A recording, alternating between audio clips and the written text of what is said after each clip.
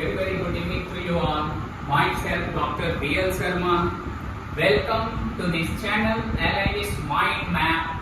Actually, आप सभी के आग्रह पर मैं इस YouTube चैनल के माध्यम से वैसे छात्रों के साथ जुड़ रहा हूँ जो रिमोट एरियाज में हैं, जो मुझसे डायरेक्ट कॉन्टैक्ट्स में नहीं हैं।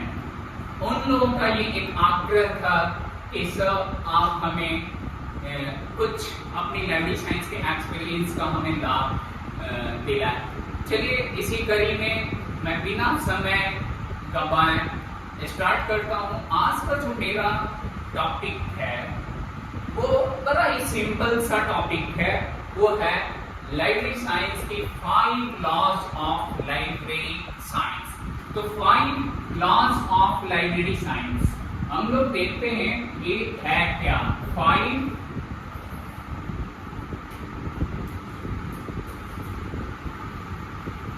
लॉज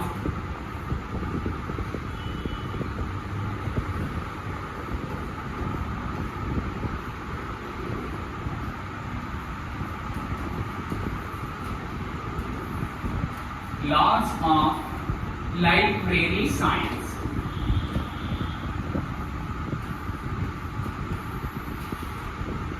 ये 5 laws of library science actually बड़ा सिंपल सा टॉपिक, लेकिन इस टॉपिक में हमें क्या छोड़ना है और क्या विशेषताएं, कैसे हम किसी कॉम्पिटिशन्स को क्रैक करेंगे, यह बहुत इंपॉर्टेंट है। जैसा कि हम सभी लोग जानते हैं कि 5 laws of library science doctor S R. Ranganathan के द्वारा दी गई। इस लॉ को दिया डॉक्टर एस.आर. रंगनाथन ने।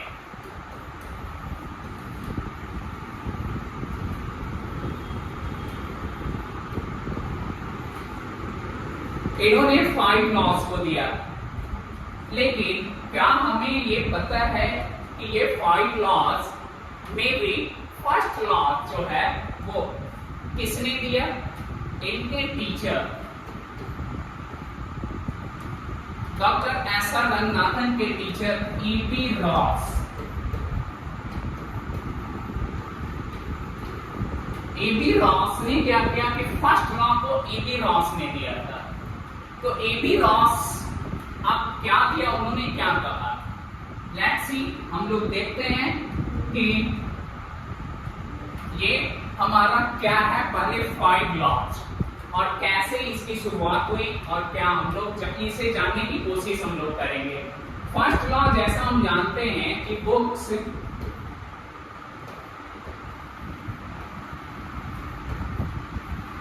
Are for use. Second law, books are for all.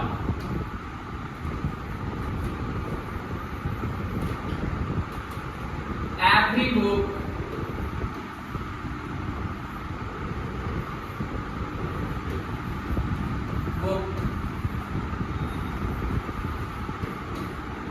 its reader.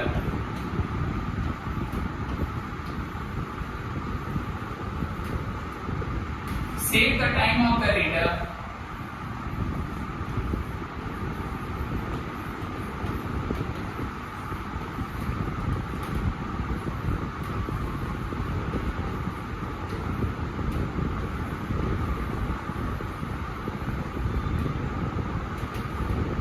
Library is a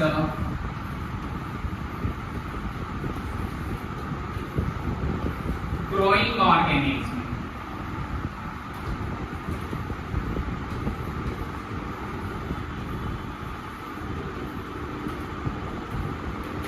ये 5 लॉज डॉक्टर एस.आर. रंगनाथन के द्वारा दिया गया कब? 1928 में, 1928 में। लेकिन क्या दी तो गई, इनके माइंड का एक क्या था कि ये दिमाग में ये चला और इस चीज को पब्लिश जो किया गया वो 1931 में। तो अब हमें ये समझना है कि इस लॉज को जो है 1928 में ये रंगनाथन के दिमाग में आई, उन्होंने इसका फॉर्मेशन किया। बट पब्लिकेशन जो है, इसकी पब्लिकेशन वो कब हुई? 1931, यानी पब्लिकेशन 1931 में इसका पब्लिकेशन हुआ। बात यहाँ तक तो कॉमन सी है, लेकिन अब कहते हैं कि हमारा कॉम्पिटिटिव पॉइंट ऑफ व्यू से हमारा क्या क्वेश्चन होगा, किस तरह से क्वेश्चन होंगे। कुछ नई चीजें क्या आएगी, नई कुछ ऐसी चीजें जैसे बुक्स आर फॉर यूज। ये फर्स्ट लॉ रंगनाथन की नहीं है, एक्चुअली में ईबी रॉस का नाम आपने सुना होगा। तो फर्स्ट लॉ ईबी रॉस के द्वारा दी गई थी, और वो ऐसा रंगनाथन यानी कि जो फादर ऑफ लाइब्रेरी साइंस है, उनके ये टीचर थे। इनके टीचर थे doctor S R Ranganathan. Doctor S R Ranganathan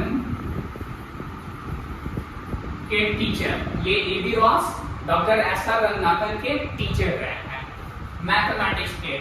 उन्होंने फर्स्ट लॉ दिया था बुक्स आर फॉर यूज। इसी कड़ी में उनके दिमाग में ये बात आई कि अगर बुक्स यूज के लिए है तो और भी कुछ इसमें ऐड किया जाता है। और रंगनाथन ने क्या किया कि अन्य फोर लॉ को दिया, यानी कि यह जो फोर लॉ है ये एक्चुअली जो रियल में है ये रंगनाथन की दी हुई है, जबकि यह बुक्स आर फॉर यूज जो है वो ईबी रॉस की। ये फोर जो लॉ है ना, उसमें हम लोग समझने की कोशिश करते हैं। अब यहाँ पर आप देख रहे होंगे कि एवरी रीडर, बहुत सारी आपने पुस्तकों में देखा होगा कि every reader is her book, right? This is the corollary. ये प्रीवियस में भी क्वेश्चन पूछा जा चुका है कि आप कोरोलरी ऑफ द, है ना, सेकंड लॉ। तो सेकंड लॉ का जो कोरोलरी है वो हमारा क्या है? Books are for all. इसलिए मैंने इसे लिखा। आप जब बुक में पढ़ते होंगे डिफरेंट बुक्स में, 80% बुक्स में वो क्या यहाँ पर मिलता होगा? यह मिलता होगा कि आपका every reader is her book, is her book, right? तो ये अब क्या हो गया कि इसकी कोरोलरी अभी क्या समझना है, टेक्निक्स। तो ये क्या हो गया कि फर्स्ट लॉ हम लोगों ने यहां समझने की कोशिश किया, दिस इज द कोरोलरी। आगे अब हम लोग बात करते हैं कि एवरी बुक इट्स रीडर, ये जो third law, save the time of the reader and library is a growing organism. तो ये तो 5 लॉज, यानी इट मींस कि ये 4 लॉज उन्होंने दिया, but credit goes to doctor S R Ranganathan, है ना? ये दिस लॉज पर भी, इस लॉ पर क्या है कि उनका ही क्रेडिट जाता है, क्योंकि उनके गुरु ने दिया और इस चीज को उन्होंने अपनी बुक में क्या किया? इंक्लूड किया। बट अभी एक बात और ये इंपॉर्टेंट है कि ये फर्स्ट लॉ हम लोगों ने समझा, राइट? क्या ये 5 लॉज के अलावा फिर हमारा जो है बुक्स के लिए है क्या? तो बुक्स के लिए अगर हम बात करें तो बिल्कुल देखते हैं हमारे 6th लॉ। 6th लॉ भी है जो कई बार क्वेश्चंस पूछे गए हैं, और वह 6th लॉ हमारा क्या है? तो चलिए लेट्स सी कि हम देखते हैं ये 6th लॉ हमारा क्या है। 6th लॉ जो है वो आपने पढ़ा ही होगा संभवतः, उन लोगों के लिए जो शायद, है ना, नहीं वो देख पाए उनके लिए। तो देखिए यहाँ पर जेम्स रेटिंग का नाम आता है, राइट? इन्होंने 6th लॉ को दिया। क्वेश्चन थोड़ा डिफरेंट, हमें क्या करना है कि क्वेश्चन हमारे डिफरेंट होंगे, है ना, और कुछ ऐसा जो हटकर हमें वो चीज तैयारी करनी है। तो 6th लॉ क्या है? Every reader is her freedom. Every reader is her freedom.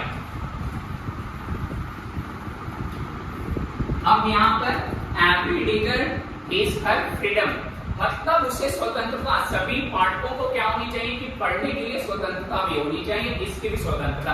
तो ये रेटिंग्स का, तो ये क्वेश्चंस थोड़ा डिफरेंट ना।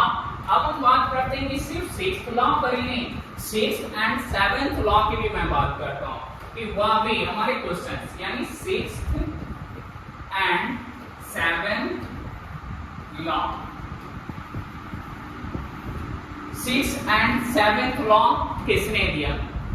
इसके लिए पेकारी नेम का नाम आता है, पेकारी नेम एंड कोरोनेम। पेकारी नेम एंड कोरोनेम एक ऐसे साइंटिस्ट हैं जिन्होंने क्या किया कि 6th एंड 7th लॉ को दिया। 6th लॉ हमारा फिर क्या है? 6th लॉ अभी मैंने देखा किसके अकॉर्डिंग?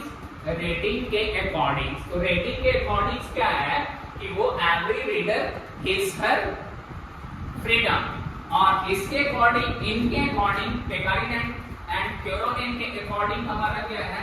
ये कहते हैं कि every reader is her library. अब कहते हैं ये कि एवरी रीडर के लिए, every reader is her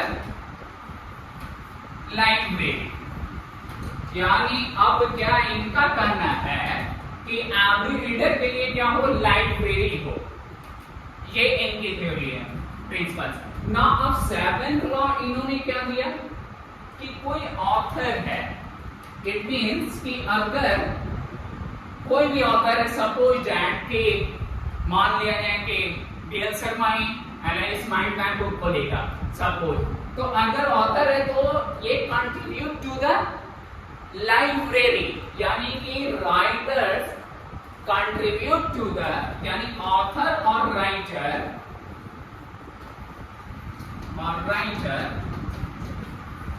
contribute to the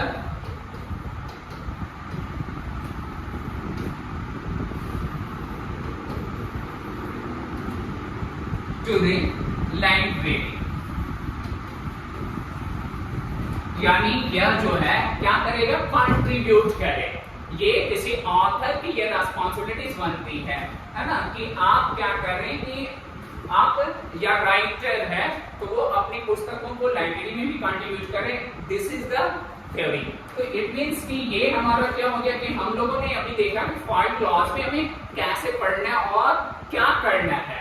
तो इट इज वेरी इंपॉर्टेंट। मैं चाहता हूं कि इस तरह के अगर है ना यूट्यूब चैनल्स पे आप इंफॉर्मेशन को चाहते हैं अपने नॉलेज के लिए, तो आपके आग्रह पर जो इस चैनल को मैंने स्टार्ट किया है, पुनः कोशिश करूंगा कि कुछ ऐसे टॉपिक्स के साथ आऊं, कुछ ट्रिकी मेथड से भी आऊं, और ये मेरा प्रयास होगा। तो दैट्स ऑल।